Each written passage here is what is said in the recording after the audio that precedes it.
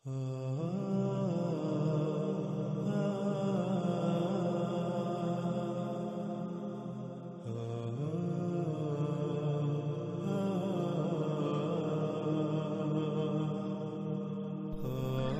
اللہ صلی اللہ علیہ وآلہ وسلم سے پوچھا گیا، اور کس تیز رفتاری سے وہ کام کرے گا زمین میں، یعنی زمین میں اس کی تیز رفتاری کیا ہوگی؟ تو رسول اللہ صلی اللہ علیہ وآلہ وسلم نے جواب دیا، جیسے غیث، وہ بھی اس کے لیے ناکافی ہوگا جیسے وہ بارش جسے دھکیلتی ہے پیچھے سے ہوا۔ ناظرین، ہم اس روایت کے پہلے حصے پر اپنی پچھلی قسط میں بات کر چکے ہیں، اور روایت کے اس اگلے حصے کو سمجھنے کے لیے ہم اس میں استعمال ہونے والے الفاظ پر ایک بار نظر دوڑاتے ہیں۔ اس میں ایک لفظ استعمال ہوا ہے اسراء۔ اسراء کہتے ہیں تیز رفتاری اور جلدی کو، سفر میں تیز رفتاری اور جلدی، کام کرنے میں تیز رفتاری اور جلدی، اشیاء کو پیک کرنے میں تیز رفتاری اور جلدی، حتیٰ کہ ہر کام میں تیز رفتاری اور جلدی۔ کئی لوگوں کا کام اکیلے اور کئی گنا کم وقت میں کرنا، تیز رفتاری سے کرنا، کئی لوگوں کے اٹھانے کا وقت اکیلے ہی بہت آسانی سے کم وقت میں اور آسانی سے اٹھانا، انتہائی تیز رفتاری سے اٹھا لینا، اشیاء کو ادھر سے ادھر تیز رفتاری اور کم وقت میں لانا اور لے جانا وغیرہ، یعنی ہر کام بہت ہی آسانی اور تیز رفتاری اور انتہائی قلیل مدت میں کم وقت میں انجام دینا۔ اگلا لفظ آ جاتا ہے الغیث۔ الغیث کہتے ہیں بہت سے انسانوں کا مجمع جو انتہائی منظم انداز میں کوئی کام کرتا ہے۔ مثال کے طور پر آپ نے کوئی کام کرنا ہے، سب سے پہلے اس کام کو مختلف حصوں میں تقسیم کریں اور پھر لوگوں کے مختلف گروہ بنا کر انتہائی منظم انداز میں ان سے کام کروائیں، جس سے نہ صرف کام بہترین ہوگا بلکہ وقت بھی بچے گا اور کام انتہائی آسانی سے ہوگا اور پھر کام بھی زیادہ ہوگا۔ اور اس کے علاوہ الغیث بارش کو بھی کہتے ہیں۔ رسول اللہ صلی اللہ علیہ وآلہ وسلم سے جب سوال کیا گیا کہ وہ کتنا عرصہ رہے گا، تو رسول اللہ صلی اللہ علیہ وآلہ وسلم نے جواب دیا کہ 40 ایام، یوم جیسے کہ سال ہوں اور یوم جیسے کہ مہینہ اور یوم جیسے کہ ہفتہ۔ یعنی اس سوال کا جواب ملنے کے بعد انہوں نے پھر سوال کیا کہ کیا اس یوم یعنی جو سال، مہینے اور ہفتے کے برابر ایام ہوں گے، ان میں ایک ہی یوم کی صلاۃ کافی ہوگی؟ جس کے جواب میں رسول اللہ صلی اللہ علیہ وآلہ وسلم نے کہا کہ اس کے لیے پورا حساب کتاب لگا لینا جو قدر میں ہے۔ قدر کہتے ہیں بہت باریکی سے پورے حساب کتاب، علم و حکمہ کے ساتھ کوئی کام انجام دینا، رائے برابر بھی فرق نہ چھوڑنا۔ اس جواب سے صحابہ رضی اللہ تعالیٰ عنہ کو یہ پتہ چل گیا کہ دن رات جیسے ہیں ویسے ہی ہوں گے، ان میں کسی قسم کی کوئی رد و بدل نہیں ہوگی، لیکن حقیقت یہ ہے کہ اس کی کوئی بھی کام کرنے کی رفتار ایسے ہوگی کہ جو کام ہم سالوں میں انجام دیتے ہیں وہی کام وہ ایک یوم میں انجام دے گا، کہ اس کی ہر کام میں رفتار انتہائی تیز ہوگی۔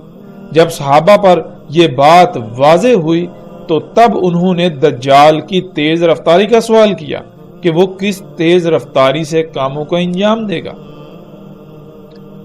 صحابہ رضی اللہ تعالیٰ عنہ نے رسول اللہ صلی اللہ علیہ وآلہ وسلم سے سوال کیا، اور کیا اسراء ہوگی اس کی زمین میں، یعنی وہ ہر کام کس تیز رفتاری سے کرے گا؟ تو اس کے جواب میں رسول اللہ صلی اللہ علیہ وآلہ وسلم نے کہا، جیسے الغیث یعنی جیسے انسانوں کا مجموعہ کسی کام کو آپس میں تقسیم کر کے بہت منظم انداز میں انجام دیتا ہے ویسے ہی کرے گا، وہ بھی اس کے لیے ناکافی ہوگا۔ ناکافی ہوگی اس کے لیے ہوا، یعنی وہ ہوا سے بھی تیز رفتار ہوگا، اس کی تیز رفتاری بالکل ایسے ہوگی جیسے کہ وہ بادل جن کو پیچھے سے ہوا اڑاتی ہے۔ ناظرین، یہاں ایک اور لفظ پر ہم بات کرتے ہوئے آگے بڑھتے ہیں، اور وہ لفظ ہے یوم۔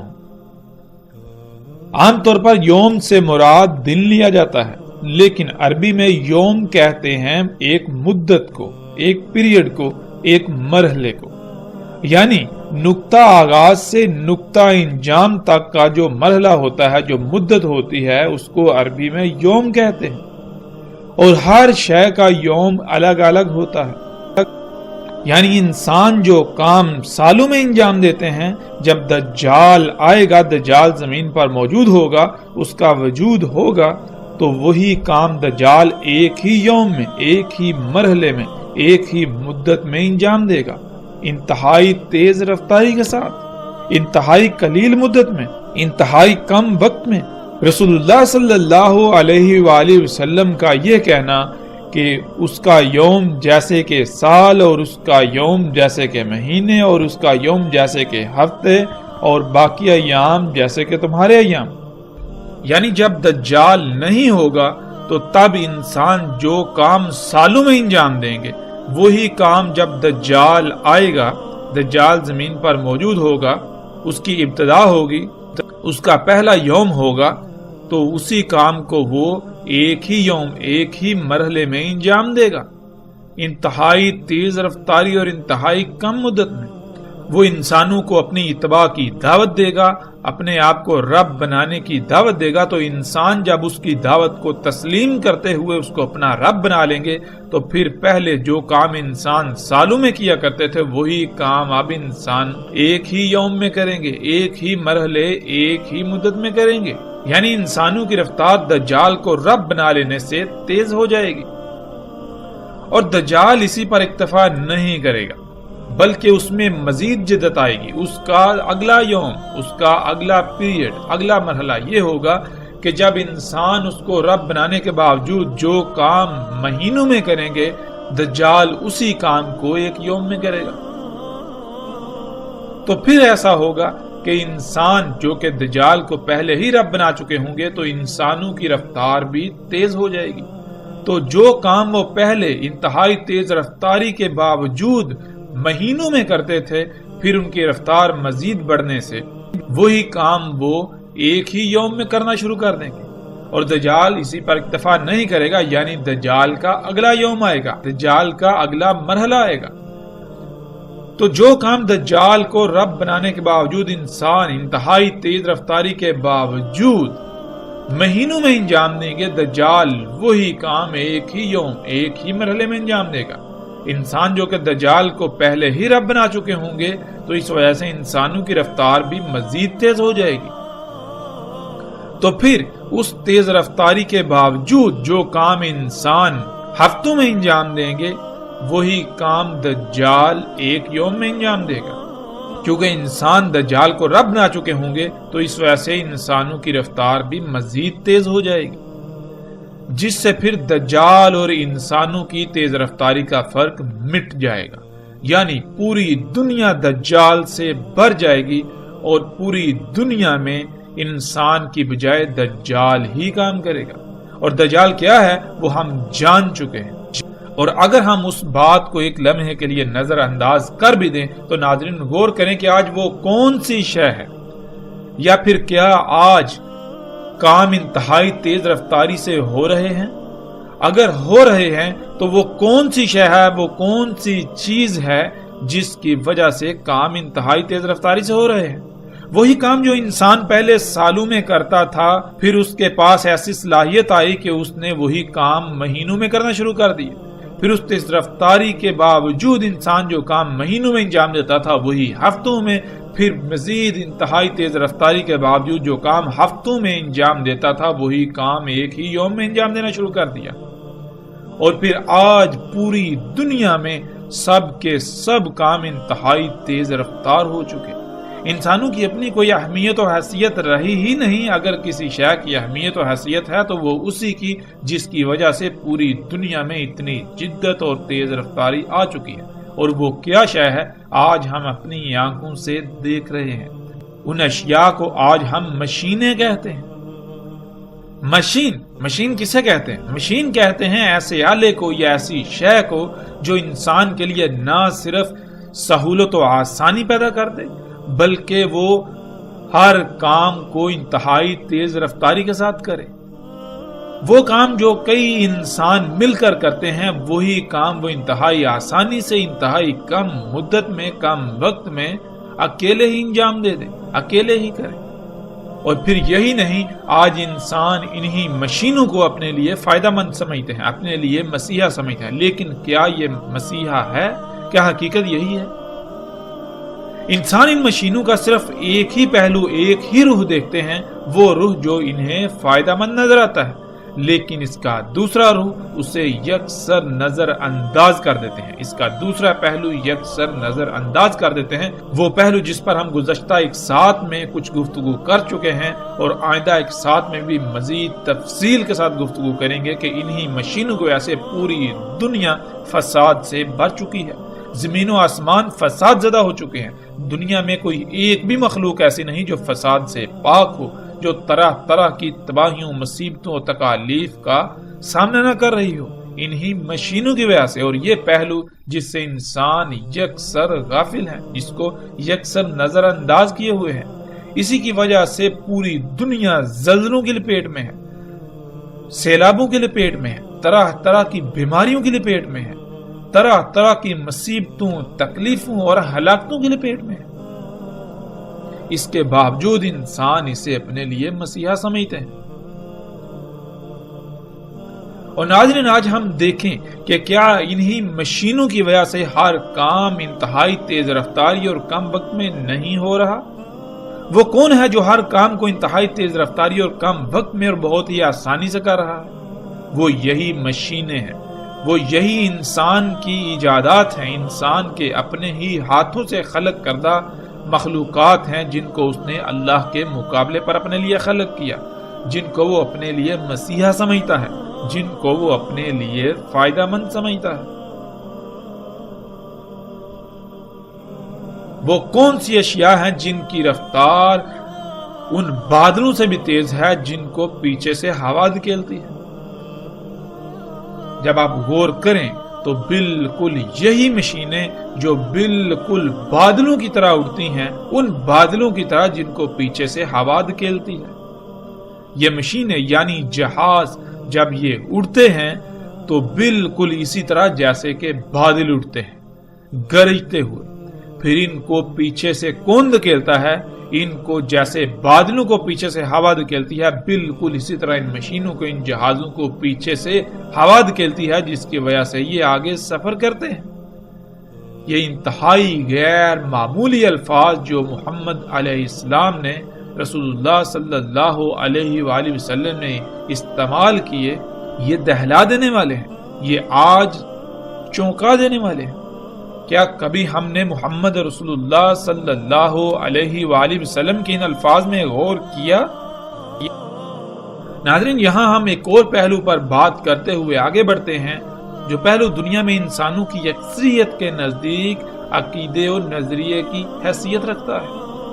وہ یہ کہ وہ یہ سمجھتے ہیں اور پوری دنیا میں یہ پھیلا دیا گیا کہ دجال کا جو یوم سالوں جیسا ہوگا یا سال جیسا ہوگا، وہ اس وجہ سے ہوگا کہ دن رات اتنے بڑے ہو جائیں گے، کہ دن اتنا بڑا، اتنا لمبا ہو جائے گا کہ وہ 24 گھنٹے کی بجائے ایک سال میں مکمل ہوگا۔ یعنی جب سورج طلوع ہوگا تو اس کو غروب ہوتے ہوتے یا سورج کو ایک چکر مکمل کرتے ہوئے، ایک دن اور رات مکمل ہوتے ہوئے ایک سال جتنا عرصہ گزر جائے گا۔ پھر اسی طرح رفتار کم ہوگی تو مہینے میں، اور مزید کم ہوگی تو ہفتے میں، پھر مزید کم ہوگی تو زمین کی پھر وہی رفتار، یعنی پھر دن رات 24 گھنٹے کے ہو جائیں گے۔ لیکن کیا اس میں کسی قسم کی کوئی حقیقت ہے؟ جب ہم غور کریں تو اس میں نہ صرف حقیقت کا شائبہ تک نہیں، بلکہ یہ بات، یہ نظریہ، یہ عقیدہ انتہائی احمقانہ اور جاہلانہ ہے۔ پہلے ان لوگوں کا نظریہ یہ تھا کہ سورج زمین کے گرد گھومتا ہے اور سورج کی رفتار کم ہونے کی وجہ سے زمین پر ایک یوم سال جیسے ہو جائے گا، پھر سورج کی رفتار بڑھے گی تو ایک یوم مہینے جیسا، پھر مزید بڑھے گی تو ایک یوم جو ہے وہ ہفتے جیسا، پھر مزید رفتار بڑھے گی تو زمین پر جیسے پہلے 24 گھنٹے کے ایام ہوتے تھے ویسے ہی ہو جائیں گے۔ لیکن جب ان پر یہ حقیقت واضح ہوئی، یہ راز کھلا کہ سورج تو گھومتا ہی نہیں بلکہ زمین سورج کے گرد گھوم رہی ہے. تو پھر انہوں نے یہ نظریہ اپنایا, یہ نظریہ گڑا, یہ بات پھیلائی کہ زمین جو ہے اس کی رفتار انتہائی کم ہو جائے گی, جس وجہ سے ایک دن اتنا لمبا ہو جائے گا جیسے کہ سال ہو.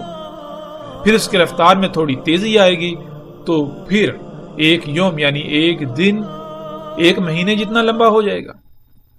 پھر مزید زمین کی رفتار بڑھے گی تو وقت سکڑے گا, جس سے پھر ایک دن ایک یوم ہفتے جیسے ہو جائے گا.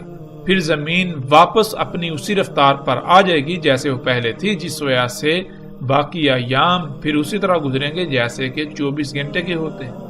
تو ایسا نظریہ و عقیدہ انتہائی جاہلانہ ہے جس کی کوئی بنیاد ہی نہیں ہے. اور جن لوگوں نے یہ بات کی, یہ نظریہ اخذ کیا, یہ عقیدہ اپنایا, یہ عقیدہ دنیا کے سامنے لائے, ان پر انتہائی افسوس ہی کیا جا سکتا ہے. وہ بالکل ایسے لوگ لگتے ہیں جن کا قرآن سے کسی قسم کا کوئی تعلق تھا ہی نہیں. انہوں نے اس کائنات کو, اس کائنات کے نظام کو جیسے کہ مذاق سمجھا ہوا ہے. قرآن میں اللہ سبحانہ وتعالیٰ کہتے ہیں اس میں کچھ شک نہیں, ہر شے کو خلق کیا ہم نے قدر کے ساتھ, یعنی بہت باریکی سے, علم و حکمت کے ساتھ. اس کے علاوہ ہم پیچھے تفصیل کے ساتھ جان چکے ہیں کہ اللہ سبحانہ وتعالیٰ نے کہا تھا کہ زمین و آسمانوں کی مثال بالکل ایسی ہے, ہم نے ان کو بالکل اسی طرح خلق کیا جیسے کہ تم کو خلق کیا. تم اپنی ہی ذاتوں میں غور و فکر کرو, تم اپنی ہی ذاتوں کو جانو. جب تم اپنی ہی ذاتوں میں غور و فکر کرو گے تو جو بات تمہارے سامنے آئے گی بالکل اسی طرح ہم نے زمین و آسمانوں کو, جو کچھ بھی ان کے درمیان ہے, ان سب کو خلق کیا. تو جب ہم اپنی ہی ذاتوں میں غور و فکر کریں, جو کہ پیچھے تفصیل کے ساتھ گزر چکا ہے پچھلی ساتھ میں, جب ہم اپنی ہی ذاتوں میں غور و فکر کریں تو ہمیں اپنی ہی ذاتوں میں ایک انتہائی غیر معمولی میزان ملتا ہے, توازن ملتا ہے. تمام کے تمام اعضاء جو کہ اپنے آپ میں الگ الگ مخلوقات ہیں, ان کو کسی نہ کسی مقصد کے لیے خلق کیا, جس مقصد کے لیے خلق کیا گیا ان کو ان کے مقامات پر رکھ دیا گیا, ان کو ان کی ذمہ داری کو پورا کرنے کے لیے جو ان کا مقام تھا اس پر فٹ کر دیا گیا. جب تک تمام کے تمام اعضاء جو کہ مخلوقات ہیں اپنے اپنے مقام پر رہتے ہوئے اپنی اپنی ذمہ داری کو پورا کریں گے تو تب جسم میں میزان, جسم میں توازن برقرار رہے گا. اگر کوئی ایک بھی مخلوق اپنی ذمہ داری سے لاپرواہی کرتی ہے, اپنی رفتار میں کمی یا زیادتی کرتی ہے, تو اس سے پورے جسم میں جو قائم توازن ہے وہ بگڑ جائے گا, جس کی وجہ سے جسم میں تباہیاں آئیں گی جنہیں ہم بیماریوں کا نام دیتے ہیں. اور یہی اللہ سبحانہ وتعالی نے کہا اس میں کچھ شک نہیں, ہر شے کو خلق کیا ہم نے قدر کے ساتھ, یعنی بہت ہی باریکی سے, علم و حکمت کے ساتھ خلق کیا. اللہ سبحانہ وتعالی نے ہر شے کو قدر کے ساتھ خلق کیا ہے. جیسے ایک گاڑی ہوتی ہے یا ایک مشین ہوتی ہے, اگر اس میں چھیڑ چھاڑ کی جائے گی تو وہ خراب ہو جائے گی. جیسے انسان اپنی ہی ذات کو لے لے, انتہائی پیچیدہ ترین تخلیق ہے, تمام کے تمام اعضاء کو بہت باریک بینی اور علم و حکمت سے خلق کیا گیا, خلق کر کے انہیں ان کے مقام پر لگا دیا گیا. اگر ان کے مقام میں تبدیلی کی جائے گی, یعنی اگر جسم سے خون نکال لیا جائے تو کیا ہوگا, دل نکال لیا جائے تو کیا ہوگا, اسی طرح جسم میں کوئی بھی تبدیلی کی جائے جو اس نقشے میں نہ ہو, جس نقشے کے مطابق انسان کو اللہ سبحانہ وتعالی نے خلق کیا, تو جسم کا نظام بگڑ جائے گا, جسم کا توازن بگڑ جائے گا اور خرابیوں یعنی بیماریوں کا شکار ہو کر بڑی تباہی یعنی موت کا شکار ہو جائے گا. بالکل اسی طرح اللہ سبحانہ وتعالی نے آسمانوں اور زمینوں اور جو کچھ بھی ان کے درمیان ہے ان کو خلق کیا. یہ سب کچھ تب تک ٹھیک رہے گا جب تک ہر شے فطرت پر رہے گی, یعنی ہر شے اسی مقام پر, اسی رفتار پر رہے گی, اسی ذمہ داری کو ہر لحاظ سے مکمل طور پر پورا کرے گی جس پر اللہ سبحانہ وتعالی نے انہیں لگا دیا ہوا ہے, جس پر اللہ سبحانہ وتعالی نے انہیں قائم کیا ہوا ہے. اگر کسی شے کو فطرت سے ہٹا دیا جائے گا, یعنی اللہ سبحانہ وتعالی کی مخلوقات میں تبدیلیاں کی جائیں گی, تو نظام بگڑ جائے گا, پھر تباہیاں ہی آئیں گی. پھر اسی طرح اللہ سبحانہ وتعالی سورہ روم کی آیت نمبر 30 میں کہتے ہیں, نہیں ہے تبدیلی اللہ کی خلق کے لیے, یعنی نہیں تبدیل کیا جا سکتا اللہ کی خلق کو. اللہ کی خلق تبدیلی کی متحمل ہے ہی نہیں. مطلب یہ کہ اگر آپ اللہ سبحانہ و تعالیٰ کی خلق جیسے اللہ سبحانہ و تعالیٰ نے کسی شے کو خلق کر دیا، اگر آپ اس میں کسی قسم کی تبدیلی کریں گے، اس میں کسی قسم کی رد و بدل کریں گے تو وہ شے ٹھیک نہیں رہے گی، اس میں توازن برقرار نہیں رہے گا، اس کا توازن بگڑ جائے گا، نتیجتاً وہ شے تباہی کے دہانے پر پہنچ جائے گی اور تباہ ہو جائے گی۔ اور پھر یہ بھی کہ اللہ سبحانہ و تعالیٰ اپنی سنت یعنی اپنی طریقے میں تبدیلی نہیں کرتا۔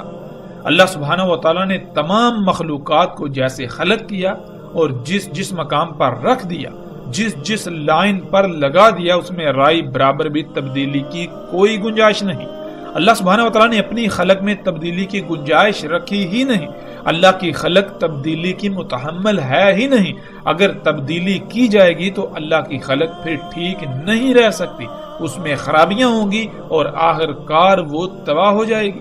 اگر زمین اپنی رفتار میں ذرہ بھی کمی کرے تو پورے آسمان دنیا کا نظام بگڑ جائے گا، کیونکہ اللہ سبحانہ و تعالیٰ نے قرآن میں واضح کر دیا کہ اللہ سبحانہ و تعالیٰ نے میزان یعنی توازن قائم کیا ہوا ہے۔ جیسے گھڑی کی سیکنڈ والی سوئی کی رفتار کم یا زیادہ کر دی جائے تو اس سے منٹ اور گھنٹے کی سوئیاں بھی اسی رفتار سے تیز یا کم ہو جاتی ہیں، کیونکہ ان کا آپس میں بہت گہرا تعلق ہوتا ہے۔ بالکل اسی طرح ہمارا نظام شمسی اور اس کا ہماری کہکشاں سے، پھر ہماری کہکشاں کا پوری کائنات سے انتہائی گہرا تعلق ہے، انتہائی گہرا مضبوط مربوط ربط قائم ہے۔ اگر زمین اپنی رفتار میں کوئی رد و بدل کرتی ہے تو لامحالہ پورے آسمان دنیا، جس کا ہم ادراک بھی نہیں کر سکتے، کا توازن بگڑ جائے گا اور ہر شے تباہ ہو جائے گی، سیارے اور ستارے آپس میں ٹکرا جائیں گے۔ تو اس کے باوجود اگر کوئی انسان، اگر کوئی شخص ایسا عقیدہ و نظریہ رکھتا ہے کہ دن اتنا لمبا ہو جائے گا کہ سال جتنا لمبا ہو جائے گا، تو ایسے انسان کی عقل پر ماتم ہی کیا جا سکتا ہے۔ اور جب ہم قرآن میں غور و فکر کریں تو اللہ سبحانہ و تعالیٰ قرآن میں کیا کہتے ہیں؟ قرآن میں اللہ سبحانہ و تعالیٰ دیکھیں تو اس آیت میں کہتے ہیں، اور سلمان کے لیے ہوا، اس کا صبح کا جانا، صبح کا کام، صبح کا سفر 1 مہینے کا، اور واپسی شام کا جانا یا شام کا کام وغیرہ 1 مہینے کا۔ ناظرین، اس آیت میں جو الفاظ استعمال ہوئے ان میں 2 الفاظ ایسے ہیں جن کو جاننا بہت ضروری ہے، غدو اور رواح۔ غدو کسے کہتے ہیں؟ غدو کہتے ہیں کہ جب صبح اندھیرا چھٹ کر روشنی ہو جاتی ہے، اس وقت سے لے کر سورج کے طلوع ہونے تک کا سفر۔ پھر اسی طرح رواح، رواح کہتے ہیں کہ سورج ڈھلنے سے لے کر، یعنی جب سورج ڈھل جاتا ہے اس کی روشنی بالکل مدھم پڑ جاتی ہے، زمین پر ٹھنڈک کا احساس ہونا شروع ہو جاتا ہے، اس وقت سے لے کر سورج کے غروب ہونے تک کا وقت۔ اگر پوری دنیا میں دیکھا جائے تو پوری دنیا میں جو زیادہ سے زیادہ غدو اور رواح بنتا ہے وہ 1 آدھے گھنٹے سے زیادہ وقت کا نہیں بنتا۔ اگر آپ زیادہ سے زیادہ چھلانگی لگائیں گے تو آپ 2 گھنٹے سے اوپر جا سکتے ہی نہیں۔ قرآن میں اللہ سبحانہ وتعالیٰ کہتے ہیں کہ سلیمان علیہ السلام کا غدو 1 مہینے کا اور رواح 1 مہینے کا۔ سلیمان علیہ السلام کا دارالخلافہ اس جگہ پر تھا جسے آج دنیا اردن کے نام سے جانتی ہے۔ پوری دنیا میں غدو اور رواح کا وقت الگ الگ نکلتا ہے۔ بیت المقدس میں پورے سال کا اوسطاً اگر غدو اور رواح کا وقت حساب کتاب کر کے نکالا جائے تو غدو 2 گھنٹے یا اس سے بھی کم وقت کا، اور اسی طرح رواح بھی 2 گھنٹے یا اس سے کم وقت کا ہی نکلتا ہے۔ یعنی سلیمان علیہ السلام کے 2 گھنٹے زمین پر باقی تمام انسانوں اور ہمارے 1 مہینے کے برابر تھے۔ یوں سلیمان علیہ السلام کا 1 یوم ہمارے 1 سال کے برابر تھا۔ اب ایسا ہرگز نہیں تھا کہ باقی انسانوں پر 1 سال مکمل ہو جاتا تو سلیمان علیہ السلام پر صرف 1 دن اور رات گزرتا، یا سلیمان علیہ السلام پر محض زیادہ سے زیادہ 2 گھنٹے گزرتے اور باقی انسانوں پر 1 مہینہ گزر جاتا، بلکہ سلیمان علیہ السلام کو اللہ سبحانہ وتعالیٰ نے جو اسباب دیے تھے، جو ٹیکنالوجی ان کے پاس تھی، اس ٹیکنالوجی سے سلیمان علیہ السلام ایک کام 1 یوم میں مکمل کر لیتے تھے، اور وہی کام باقی انسان 1 سال یا اس سے بھی زائد عرصے میں مکمل کر پاتے ہیں۔ جو کام ان اسباب کی وجہ سے سلیمان علیہ السلام محض زیادہ سے زیادہ 2 گھنٹے میں انجام دے لیتے تھے، پورا کر لیتے تھے، وہی کام باقی انسان 1 مہینے یا اس سے بھی زائد مدت میں پورا کرتے تھے۔ دن اور رات سلیمان علیہ السلام کے لیے بھی 24 گھنٹے کی ہی تھے جیسے کہ باقیوں کے لیے تھے۔ ناظرین، جیسے جیسے رفتار بڑھتی جاتی ہے وقت سکڑتا جاتا ہے، اور جیسے جیسے رفتار کم ہوتی ہے وقت لمبا ہوتا جاتا ہے۔ مثال کے طور پر اگر آپ پیدل کہیں جاتے ہیں اور آپ کو پیدل وہ سفر کرنے میں 1 مہینہ لگتا ہے، اب ایک دوسرا انسان وہ دجال کے گدھے پر یا اس دابے پر سوار ہو کر جاتا ہے تو وہ وہی سفر محض چند گھنٹوں میں یا چند منٹوں میں طے کر لے گا، تو اس کے چند گھنٹے آپ کے 1 مہینے کے برابر ہو گئے۔ جو کام آپ نے 1 مہینے میں کیا وہی کام اس دوسرے شخص نے محض چند گھنٹوں میں کر لیا۔ ناظرین، ایسا کیوں اور کیسے ہوا؟ آپ نے جو سفر کیا آپ کی رفتار بہت کم تھی، جس کی وجہ سے آپ کو منزل تک پہنچنے میں 1 مہینہ لگا۔ اگر آپ کی رفتار جو تھی اس سے بھی کم ہو جائے تو آپ کو پھر مزید اور زیادہ وقت لگے گا۔ آپ کی رفتار کم تھی جس وجہ سے آپ کو اتنا وقت لگا، لیکن آپ کی بجائے جو دوسرا شخص تھا، دوسرا انسان تھا جس نے دجال کے گدھے کو اختیار کیا، جس نے مشین کو اختیار کیا، وہ محض چند گھنٹوں میں وہی سفر طے کر گیا۔ اس لیے کیونکہ اس کی رفتار آپ سے کئی گنا زیادہ تھی۔ جیسے جیسے رفتار بڑھتی ہے وقت سکڑتا چلا جاتا ہے، اور اگر کسی انسان کے پاس ایسی ٹیکنالوجی ہو جس سے اس کی رفتار اتنی بڑھ جائے کہ جو وقت کی رفتار سے تجاوز کر جائے تو اس کے لیے وقت تھم جائے گا، وہ انسان کوئی بھی کام بغیر وقت کے گزرے کر سکے گا۔ ناظرین، اب ان سب حقائق کے باوجود اگر کوئی شخص پھر بھی یہ کہے کہ دجال کا جو یوم سال کے برابر ہوگا یا مہینے کے برابر یا ہفتے کے برابر ہوگا، وہ اس وجہ سے ہوگا کہ دن رات اتنا لمبے ہو جائیں گے، اور اگر پھر بھی اس سب کے باوجود یہ بات مان لی جائے تو پھر رسول اللہ صلی اللہ علیہ وآلہ وسلم نے یہ کیوں کہا کہ اس کا یوم تمہارے سال جیسا ہوگا؟ مطلب یہ کہ اس کا یوم الگ ہے، اس کے یوم کی کیلکولیشن حساب کتاب الگ ہے، اور تمہارے یوم تمہارے ایام کا حساب کتاب الگ ہے۔ تمہارے ایام کا حساب کتاب جو کہ یہ دن رات 24 گھنٹے کے ہیں یہ بھی موجود رہے گا، اور اس کا یوم بھی موجود ہوگا، دونوں موجود ہوں گے، اور دونوں کا آپس میں تقابل اگر کیا جائے تو اس کا یوم تمہارے 1 سال جیسا ہوگا۔ اس سے جو بات ہر لحاظ سے سامنے آتی ہے وہ یہی ہے کہ کوئی ایسی شے زمین پر آئے گی، ایسی شے سامنے آئے گی، ایسی شے ایجاد ہوگی جس سے رفتار انتہائی تیز ہو جائے گی۔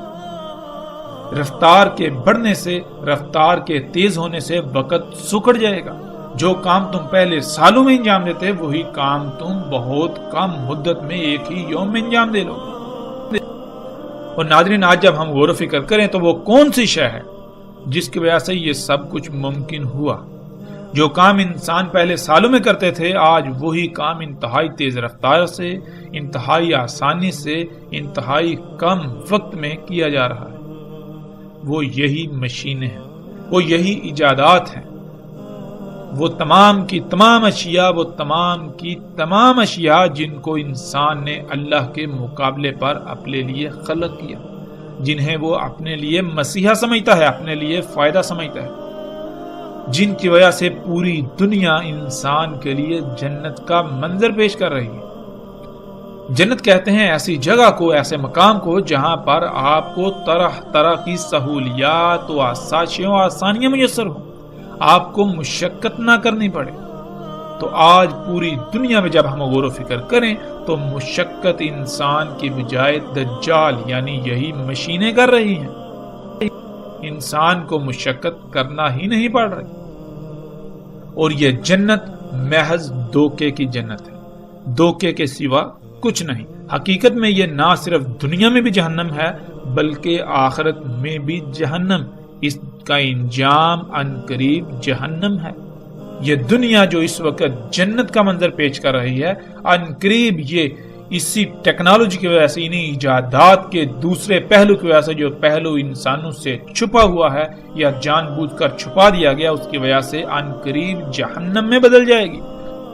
ناظرین، اسی روایت کے اگلے حصے میں رسول اللہ صلی اللہ علیہ وآلہ وسلم نے کہا، پس آئے گا قوم پر یعنی لوگوں پر، پس انہیں دعوت دے گا یعنی کہ مجھے اپنا رب بناؤ، انسان کی انہی خلق کردہ طرح طرح کی اشیاء سے اپنی ضروریات پوری کرو، ان سے اپنی حاجات پوری کرو، انہی پر توکل کرو، اپنے تمام کاموں کے لیے، اپنے ہر عمل کے لیے انہی مشینوں پر، انہی ایجادات پر، انہی اشیاء پر انحصار کرو۔ پس وہ اس کی اس دعوت کو تسلیم کر کے اسی کے ساتھ اپنے اعمال کو انجام دیں گے اور اس کی اس دعوت کو قبول کر لیں گے، اس کو قبول کر لیں گے۔ جب ایسا ہوگا تو پس امر کیا جائے گا آسمان کو، پس وہ برسے گا، اور اسی سے امر کیا جائے گا زمین کو، ارض کو، پس وہ اس امر سے اگائے گی۔ ناظرین، اس کی دعوت کیا ہے، کیسے دعوت دیتا ہے، اس کا ذکر دجال کے راس والی روایت میں گزر چکا، اور جو اس کی دعوت کو قبول کرتے ہیں یعنی اللہ پر توکل کے بجائے ٹیکنالوجی پر، انہی ایجادات پر، انہی اشیاء پر توکل کرتے ہیں، تو ان کے لیے آسمان کو کیسے حکم دیا جاتا ہے بارش کا اور کیسے برستی ہے، اس کا جواب جاننے کے لیے ہم پہلے ایک بنیادی بات کو سمجھ لیتے ہیں۔ اللہ سبحانہ و تعالیٰ نے قرآن میں، اپنی کتاب میں، جو کہ اللہ کی یہ کائنات ہے، اس میں بار بار غور و فکر کرنے کا حکم دیا، اپنی آیات میں بار بار غور و فکر کرنے کا حکم دیا، جو کہ اللہ کی تمام مخلوقات ہیں، اور قرآن کھول کھول کر یہ بات واضح کرتا ہے کہ آسمانوں اور زمینوں میں جو کچھ بھی ہے سب کا سب اللہ کی آیات ہیں، ان سب میں غور و فکر کرنے کا حکم دیتا ہے۔ جب تک ہم غور و فکر نہیں کریں گے تب تک ہم پر یہ واضح نہیں ہوگا کہ اگر دجال آسمان کو بارش برسانے کا حکم دے گا تو وہ کیسے دے گا، اور پھر جب ہمارے پاس علم نہیں ہوگا تو ہمارے لیے سوائے گمراہی کی اور کوئی راستہ نہیں ہوگا۔ ہم لاکھ یہ دعوے کریں کہ ہم دجال کی غلامی نہیں کریں گے، ہم اس کی غلامی کو اختیار کر لیں گے اور ہمیں اس کا علم بھی نہیں ہوگا۔ ہم اپنے خیالاتی اور تصوراتی دجال کے انتظار میں رہیں گے، لیکن حقیقت میں ہم دجال کو اپنا رب بنا چکے ہوں گے۔ ہم میں ایمان کی رائے بھی نہیں ہوگی اور ہمیں اس کا اندازہ بھی نہیں ہوگا، ہم الٹا خود کو قوی مومن سمجھ رہے ہوں گے۔ علم نہ ہونے کی وجہ سے بے بنیاد اور باطل عقائد کو اپنے دماغ میں محفوظ رکھ کر نہ صرف خود گمراہ ہوں گے بلکہ دوسروں کی گمراہی کا بھی سبب بنیں گے۔ اس لیے اگر ہم چاہتے ہیں کہ ہم حقیقتاً ایسے اللہ پر ایمان لائیں جیسے کہ ایمان لانے کا حق ہے، تو ہمیں اللہ کی آیات میں غور و فکر کرنا پڑے گا۔ ہم اپنی ہی ذات میں غور و فکر کریں اور جانیں کہ اگر انسان کو کوئی حکم دیا جائے تو اس کا ذریعہ کیا ہوگا، انسان کو کوئی کام کرنے کا حکم کیسے دیا جاتا ہے۔ اس کے لیے جو بات کھل کر واضح ہوتی ہے وہ یہ کہ بنیادی طور پر انسان کو کسی کام کا حکم دینے کے لیے 3 طریقے ہیں۔ زبان سے حکم دیا جائے یعنی آواز کی صورت میں، لکھ کر حکم دینا، اشارے کے ذریعے حکم دینا۔ ان کے علاوہ کوئی چوتھا ذریعہ ایسا نہیں ہے کہ جو تمام انسانوں میں مشترک ہو۔ چوتھا یا اس سے زائد بھی ہو سکتے ہیں، لیکن وہ صرف انہی لوگوں کے لیے ہوں گے جن میں وہ قابلیت ہوگی اور انہوں نے محنت سے وہ قابلیت حاصل کی ہوگی، جیسے کہ اللہ کا قانون ہے۔ اب اگر آواز کی صورت میں یا لکھ کر کسی انسان کو کوئی حکم دیا جائے گا تو وہ بھی صرف اسی زبان میں ہی دیا جا سکتا ہے جو زبان وہ سمجھنے کی صلاحیت رکھتا ہے۔ یعنی ایسا نہیں ہے کہ آپ کو جو زبان آتی ہی نہیں، جس زبان کو آپ سمجھتے ہی نہیں، اس زبان میں آپ کو حکم دیا جائے تو پھر اگر ایسا کیا جائے گا تو اس حکم کا کوئی فائدہ نہیں ہوگا۔ ایسا حکم نہ دینے کے برابر ہوگا، اس کی حیثیت ایسے ہی ہوگی گویا کہ حکم دیا گیا ہی نہیں۔ مثال کے طور پر اگر آپ کی زبان اردو ہے تو آپ کو اردو میں ہی حکم دیا جائے گا، اور اگر حکم دینے والوں کو اردو نہیں آتی یا پھر آپ اردو کے علاوہ کوئی اور بات نہیں سمجھتے اور اس کی زبان کوئی اور ہے یا اس کا طریقہ کوئی اور ہے، تو پھر اس کے لیے سب سے پہلا کام یہ ہوگا کہ وہ کوئی ایسا ذریعہ حاصل کرے جس میں اس کی بات سمجھ کر آپ تک پہنچانے کی صلاحیت ہو، جسے ہم اردو میں ترجمان کہتے ہیں، کہ وہ اس کی زبان بھی سمجھتا ہو اور آپ کی بھی، اور وہ انسان اس کے ذریعے سے آپ کو حکم دے گا۔ ایسے ہی مثال کے طور پر اگر آپ کو چائنیز نہیں آتی اور آپ کو چائنیز میں حکم دیا جائے تو کیا آپ سمجھ سکیں گے؟ سوال ہی پیدا نہیں ہوتا۔ بالکل اسی طرح آپ کسی جانور کو کوئی حکم دینا چاہیں تو اسی ذریعے سے حکم دیں گے جس ذریعے سے وہ جانور آپ کا حکم سمجھ سکے، نہ کہ آپ اپنی زبان میں جانور کو حکم دینا شروع کر دیں گے۔ جب وہ آپ کا حکم سمجھے گا تو اس پر عمل کر پائے گا، ورنہ عمل کا تو سوال ہی پیدا نہیں ہوتا۔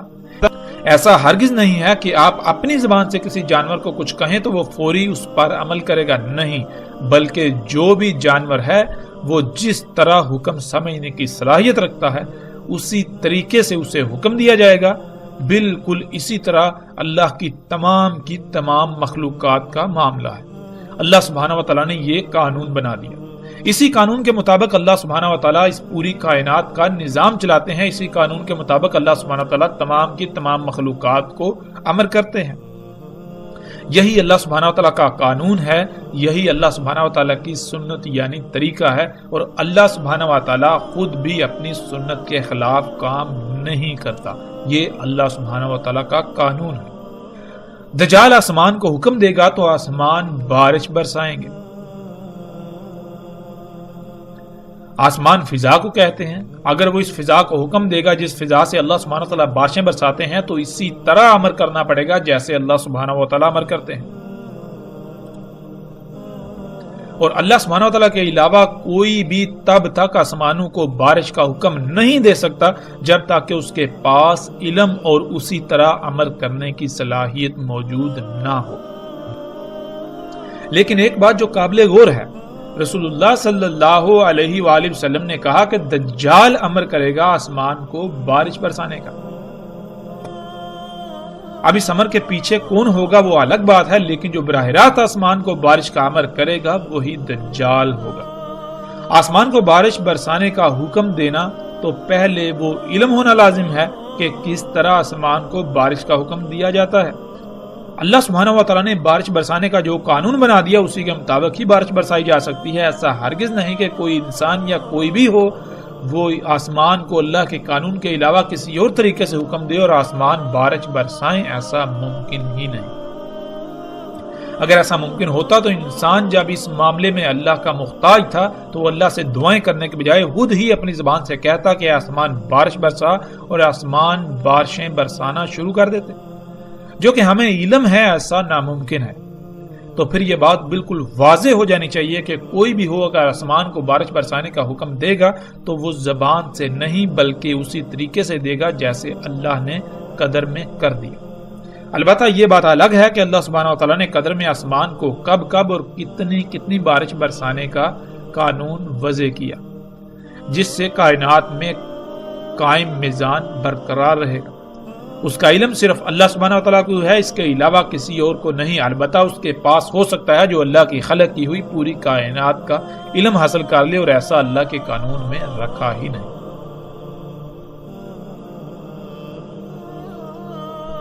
اب اللہ کے علاوہ جو کوئی بھی یہ صلاحیت حاصل کر لے گا جس سے بارشیں برسائی جا سکتی ہیں، تو جب وہ اپنی مرضی سے آسمان کو جب چاہے بارش برسانے کا حکم دے گا، امر کرے گا، تو اس سے ایسا قطعاً نہیں کہ کائنات میں کوئی خرابی نہ ہو۔ کائنات میں قائم توازن بگڑ جائے گا۔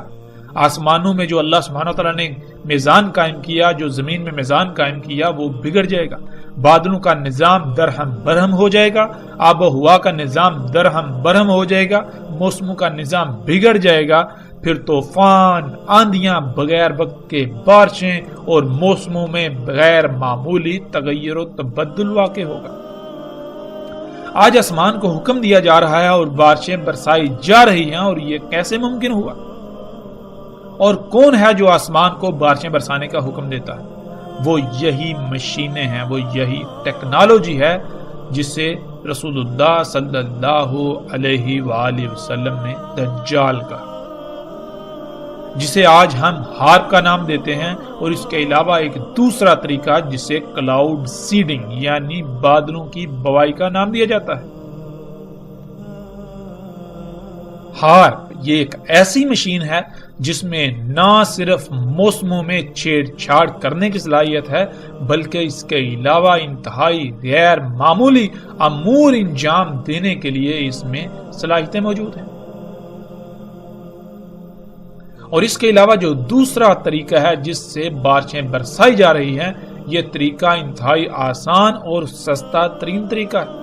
یہ 3 اشیاء یعنی سلور آئیوڈائڈ، نمک، ڈرائی آئس یعنی جمی ہوئی کاربن ڈائی آکسائڈ گیس کے مرکب کو بذریعہ پمپوں یا جہاز سے فضا میں بلندی پر بادلوں کے مقام پر چھڑکا جاتا ہے، جس سے اس جگہ پر درجہ حرارت اتنا کم ہو جاتا ہے کہ وہاں بخارات پانی میں تبدیل ہو جاتے ہیں۔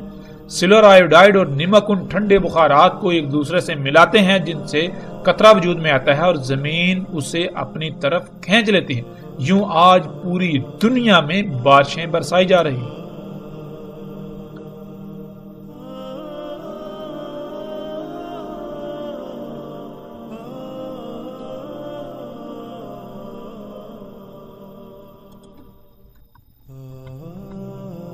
اور پھر رسول اللہ صلی اللہ علیہ وآلہ وسلم نے یہ بھی کہا تھا کہ زمین کو امر کرے گا پس وہ اگائے گی۔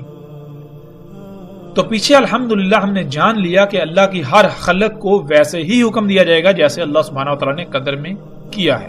اس کے قانون کے خلاف کوئی کام نہیں ہو سکتا، تو زمین کو اگر اگانے کا حکم دیا جائے گا تو بالکل اسی طرح حکم دیا جائے گا جیسے اللہ سبحانہ وتعالی حکم دیتے ہیں۔ ایک تو اللہ سبحانہ وتعالی نے بیج کے ڈی این اے یعنی زمین کے اگانے کی تمام اشیاء کے بیجوں میں زمین کے لیے وہ حکم رکھ دیا، وہ معلومات رکھ دی، اور دوسرا اس کے علاوہ جو زمین میں ایسی صلاحیتیں رکھی ہیں جس سے زمین اگانے کے قابل ہوتی ہے، وہ اللہ سبحانہ وتعالی کا امر کہلاتا ہے جس سے زمین اگاتی ہے۔ آج زمین کو نہ صرف حکم دیا جا رہا ہے بلکہ زمین اگا بھی رہی ہے، اور زمین کو یہ حکم فصلوں کے بیجوں میں اللہ سبحانہ وتعالی کے رکھے ہوئے نقشے میں رد و بدل کر کے دیا جا رہا ہے، اور زمین کو اگانے کی صلاحیت بھی خلق کر کے دی جا رہی ہے۔ اور یہ سب کیسے ممکن ہوا؟ صرف اور صرف ٹیکنالوجی کی وجہ سے، انہی مشینوں، انہی ایجادات کی وجہ سے جنہیں محمد علیہ السلام نے، محمد رسول اللہ صلی اللہ علیہ وآلہ وسلم نے دجال کہا۔ آج پوری دنیا میں زمین سے نباتات اگانے کے لیے زمین کو امر کیا جاتا ہے، اور جس سے امر کیا جاتا ہے وہ یہی ٹیکنالوجی ہے، یعنی جدید سائنسی ایجادات جنہیں ہم ایگریکلچر ٹیکنالوجی کا نام دیتے ہیں۔ کھیتی باڑی میں موجودہ اور آئندہ آنے والے تمام کے تمام ذرائع جو غیر فطری ہیں، جن میں مختلف مشینری، کھادیں، ادویات، سپرے اور کئی قسم کے کیمیکلز اور جنیاتی بیج وغیرہ شامل ہیں۔